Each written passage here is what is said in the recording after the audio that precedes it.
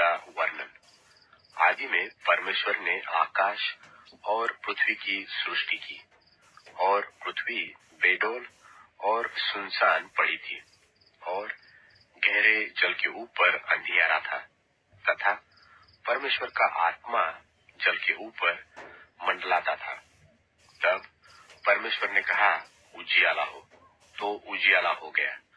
और परमेश्वर ने उजियाले को देखा कि अच्छा है, और परमेश्वर ने उजियाले को अंधियारे से अलग किया, और परमेश्वर ने उजियाले को दिन और अंधियारे को रात कहा, तथा सांझ हुई फिर भोर हुआ। इस प्रकार पहला दिन हो गया। फिर परमेश्वर ने कहा, जल के बीच एक ऐसा अंतर हो कि जल दो भाग हो जाए। तब परमेश्वर ने एक अंतर करके उसके नीचे के जल और ऊपर के जल को अलग कर दिया, और वैसा ही हो गया। और परमेश्वर ने उस अंतर को आकाश कहा, तथा सांझ हुई और फिर भोर हुआ। इस प्रकार दूसरा दिन हो गया। फिर परमेश्वर ने कहा, आकाश के नीचे का जल एक स्थान में इकट्ठा हो, और सूखी भूमि दिखाई दे, और वैसा ही हो गया। और परमेश्वर ने सूखी भूमि को पृथ्वी कहा, तथा जो जल इकट्ठा हुआ उसको उसने समुद्र कहा। और परमेश्वर ने देखा कि अच्छा है। फिर परमेश्वर ने कहा, पृथ्वी से हरी घास तथा बीज वाले छोटे छोटे पेड़ और फलदायी वृक्ष भी, जिनके बीज उन्हीं में एक एक की जाति के अनुसार होते हैं, पृथ्वी पर उगे, और वैसा ही हो गया। तो पृथ्वी से हरी घास और छोटे छोटे पेड़, जिनमें अपनी अपनी जाति के अनुसार बीज होता है, और फलदायी वृक्ष, जिनके बीज एक एक की जाति के अनुसार उन्हीं में होते हैं, उगे। और परमेश्वर ने देखा कि अच्छा है, तथा सांझ हुई फिर भोर हुआ। इस प्रकार तीसरा दिन हो गया। फिर परमेश्वर ने कहा, दिन को रात से अलग करने के लिए आकाश के अंतर में ज्योतियां हो, और वे चिन्हों और नियत समयों और दिनों और वर्षों के कारण हो।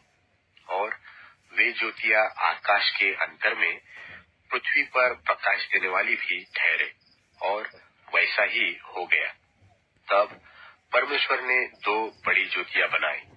उनमें से बड़ी ज्योति को दिन पर प्रभुता करने के लिए, और छोटी ज्योति को रात पर प्रभुता करने के लिए बनाया, और तारागण को भी बनाया। परमेश्वर ने उनको आकाश के अंतर में इसलिए रखा कि वे पृथ्वी पर प्रकाश दे, तथा दिन और रात पर प्रभुता करे, और उजियाले को अंधियारे से अलग करे। और परमेश्वर ने देखा कि अच्छा है, तथा सांझ हुई फिर भोर हुआ। इस प्रकार चौथा दिन हो गया।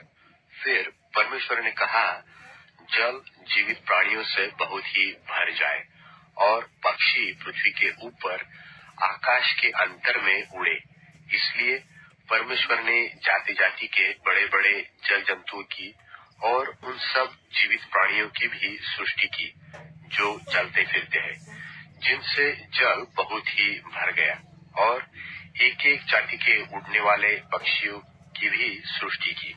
और परमेश्वर ने देखा कि अच्छा है।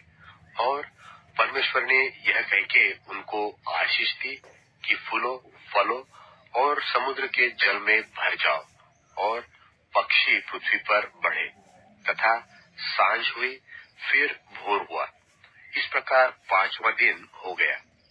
फिर परमेश्वर ने कहा, पृथ्वी से एक एक जाति के जीवित प्राणी, अर्थात घरेलू पशु और रेंगने वाले जंतु और पृथ्वी के वन पशु, जाति जाति के अनुसार उत्पन्न हो, और वैसा ही हो गया।